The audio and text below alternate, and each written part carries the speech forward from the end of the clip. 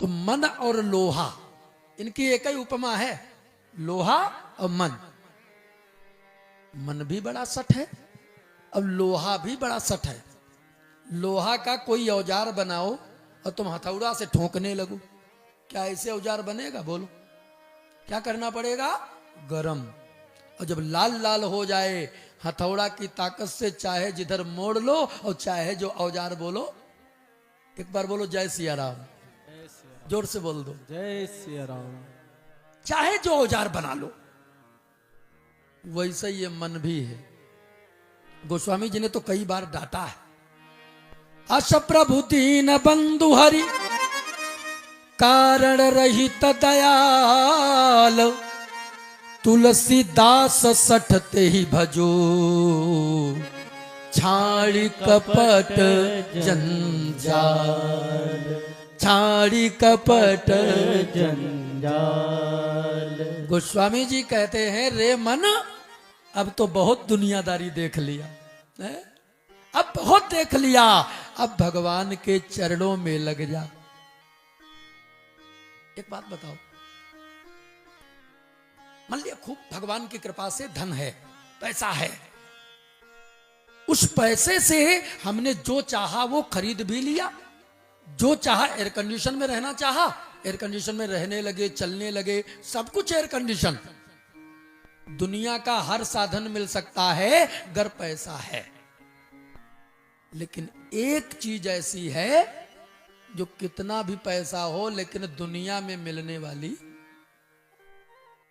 और वो मालूम क्या है? मन की शांति है? कितना भी धन हो, अच्छा भाई, दुनिया में तो वही चीज मिलेगी जो दुनिया में है, और जो दुनिया में है ही नहीं, तुम कितना भी कीमत लगा दो, क्या फर्क पड़ता है?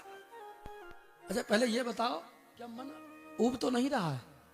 कहानी भी हम जानते हैं, लेकिन मैं चाहता हूं कि बढ़िया सिस्टम चले।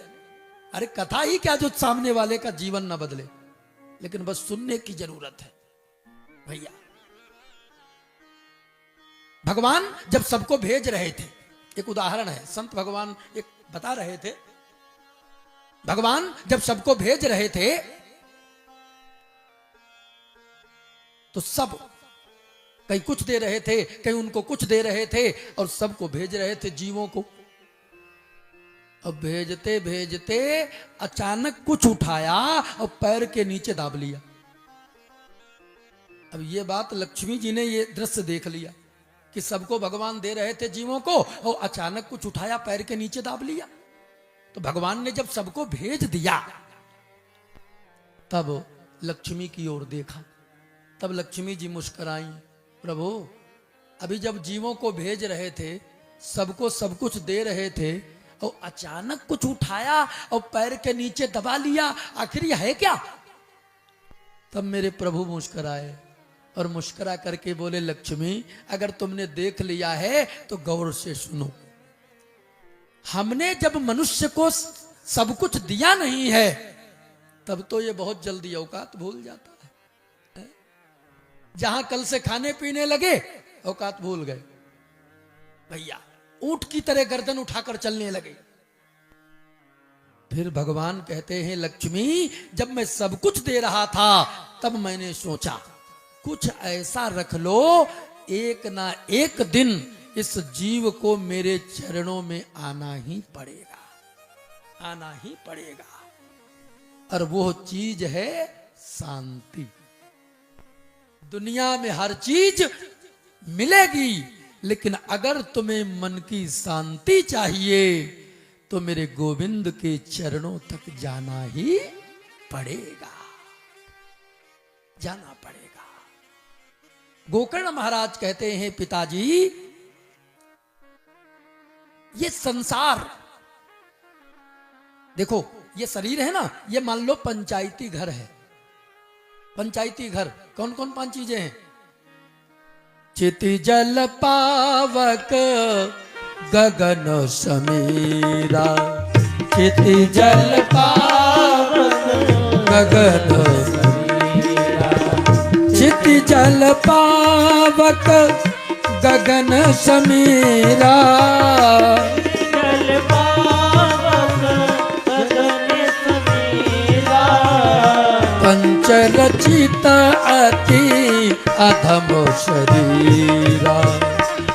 पंच रचित अधम शरीर। हरि बोल। पंच रचित अधम शरीरा, पंच रचित अधम शरीरा। पंच रचित, पंचायती धर्मशाला। अच्छा एक बात बताओ, धर्मशाला में तो तभी तक रुक सकते हो जब तक पैकेट गर्म है। क्यों? क्योंकि वो धर्मशाला किराए का है। अच्छा एक बात बताओ, जब दुनिया का धर्मशाला किराए पर है तो क्या ये नहीं है क्या? ये भी तो किराया है, इसलिए कहते भी हैं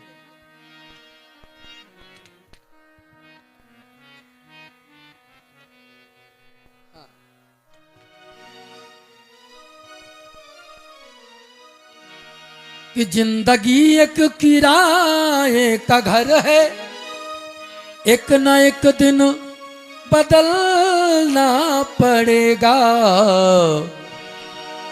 कि जिंदगी एक किराए का घर है, एक न एक दिन बदलना पड़ेगा। मौत जब तुमको, मौत जब तुमको, मौत जब तुमको आवाज देगी, घर से बाहर निकलना पड़ेगा। कि मौत जब तुमको आवाज देगी, घर से बाहर निकलना पड़ेगा। जिंदगी एक किराए का घर है, एक न एक दिन बदलना पड़ेगा। जिंदगी एक किराए का घर है, यारे एक न एक दिन बदलना पड़ेगा। मौत जब तुमको आवाज देगी, घर से बाहर निकलना पड़ेगा, पड़ेगा घर से बाहर निकलना पड़ेगा, घर से बाहर निकलना पड़ेगा, पड़ेगा घर से बाहर निकलना। तो दुनिया का धर्मशाला भी किराए का है, और ये शरीर रूपी भी क्यों किराए का है? अगर तो ये किराया चुकाया जाता होगा, ये किराया चुकाया जाता होगा ना। किससे चुकाया जाता मालूम? एक भजन गाते हैं लोग, अब इस समय नहीं गाऊंगा, बहुत हो गए भजन। काया कुटिया निराली जमाने भर से, और ये है 10 दरवाजे वाली जमाने भर से। वैसे 9 दरवाजे दुनिया जानती, लेकिन 10वां एक दरवाजा है इसमें, और वो है आपातकालीन खिड़की, रोज नहीं खुलती, तो ये कई बार 10 दरवाजे वाली जमाने भर से। और इस कुटिया का नित्य किराया कौन चुकाता है? का श्वास चुकाने वाली जमाने भर से। एक बात देखो जरा, आजकल कोई कहते हमने हमारे 4 मकान, कोई कहता 10 मकान। अरे कितने बनवा सकोगे? बहुत ज्यादा 10 15 जिंदगी में। अगर मकान बनाने से कोई बड़ा आदमी होने लगे, फिर हम लोगों से बड़ा आदमी कौन है? क्या हम लोगों से बड़ा कोई आदमी? प्रभु, अरे हम लोग तो हफ्ते में मकान बदलते हैं, और जिस मकान में जाते हैं सेवई होती है। फिर हमसे बड़ा कोई आदमी है क्या? इसलिए एक बात हमें याद आ गई, इस मकान से वीआईपी कोई मकान, इस मकान के अंदर भी कुछ जाता है ना, तो कितनी चेकिंग होती है। देखो जरा, चेकिंग, सबसे पहली चेकिंग कौन? पहली चेकिंग है हाथ, गरम है या ठंडा। कौन बताता? हाथ। अब पता लगा चम्मच से रख लिया गरम गरम, बाद में बमन करना पड़ा, फायदा क्या है? तो पहली चेकिंग हाथ, और हाथों ने अगर पास कर दिया, तब दूसरी चेकिंग यहां बैठी, खुशबू है कि बदबू, ये तो नाक ही बताएगी। और नाक ने भी पास कर दिया, तो तीसरी चेकिंग फिर मुंह के अंदर बैठी, रसना, जीभ, स्वाद कैसा है। अब मकान कितना भी वीआईपी बनवाएं लेकिन खिड़की लगवाते हैं। अब तो ट्रेंड चला है, खिड़की लगी फिर शीशा लगेगा। शीशा भी कैसा लगता मालूम, अंदर बैठा वाला बाहर वाले को देख ले और बाहर वाला अंदर वाले को न देख पाए। ऐसे ही इस मकान की भी खिड़की है। कौन? सबसे सुंदर ये आंख की खिड़की, सबसे सुंदर यह आंख की खिड़की, और जिस समय पुतली काली जमाने भर से, जिस समय ये पुतली काली जमाने भर से, ये काया कुटिया निराली, हरि बोल जमाने भर से। बोलिए गोविंद भगवान की जय हो। गोकर्ण महाराज ने एक और अच्छी बात कही, पिताजी बस एक काम करो कि जीव क्यों दुखी है। अब हम लोग क्यों दुखी रहते हैं मालूम, जिंदगी में एक कांटा निकला कि दूसरा चुभने लगा, तो जिंदगी ऐसे गुजर जाती है।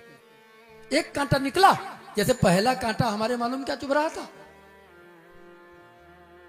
लखीमपुर रहना है लेकिन कैसे रहे, तो किराए पर कमरा लेकर रहना पड़ा। अब जब तक किराए से रहे तब तक एक ही कांटा चुभता गया। यार अपनी भी कभी छत होती है, अपना ही मकान होता, तो जब तक मकान बन नहीं गया तब तक ये कामना रूपी कांटा बोले चुभता गया नहीं। अमल लिया भगवान की कृपा कभी हो गई, मकान बन गया। है बच्चे देखो इधर, वाह भैया मकान बन गया। अब मालूम एक तो कांटा निकल गया ना, मकान बन गया कांटा निकल गया, लेकिन इतने में काम कहां होने वाला, अब दूसरा चुभने लगा। यार गर्मी आने वाली है, बढ़िया एयर कंडीशन हो जाता, एसी लग जाती। ले अब एसी के चक्कर में भैया वो दूसरा कांटा चुभ रहा है। कहने का मतलब ये जिंदगी गुजर जाती है लेकिन ये कांटा चुभना बंद नहीं होता। ये बना लें वो बना लें, ये कर लें वो कर लें, और ये कांटा कौन है का कामना रूपी कांटे ही व्यक्ति को दुखी रखते हैं। और ये कांटा कहीं एक बार गोविंद दर्शन के लिए चुभने लगे, एक बार भगवत प्राप्ति के लिए दुखने लगे, बोलो जीवन में आनंद होगा कि नहीं। अरे ये मत समझना सतयुग त्रेता द्वापर में भगवान का मिलना कठिन था, लेकिन कलयुग में तो बहुत सरल है, बहुत सरल। हम लोग दोहाई देते अरे कलयुग है, वाह भाई गोस्वामी जी ने कह दिया कलयुग सम नहीं आन जुग, जो नर कर विश्वास, और गाई राम गुण गण विमल, भवतर भी नहीं प्रयास करते रहो। कलयुग में जितने भक्तों को भगवान ने दर्शन दिया है शायद अन्य युगों में दिया हो। मैं भक्तमाल की कथा करता हूं, जो भक्त चाहते हैं करवाने वाले यजमान लोग, तो भक्तमाल गो भक्तमाल और देवी भागवत तो यहां हो ही चुकी है ना, तो मैं भक्तमाल की भी कथा करता हूं और 7 दिन कलयुग के भक्तों की कथा कहता हूं कि कलयुग में कौन कौन भगत हुए, कैसे कैसे किनका इतिहास रहा।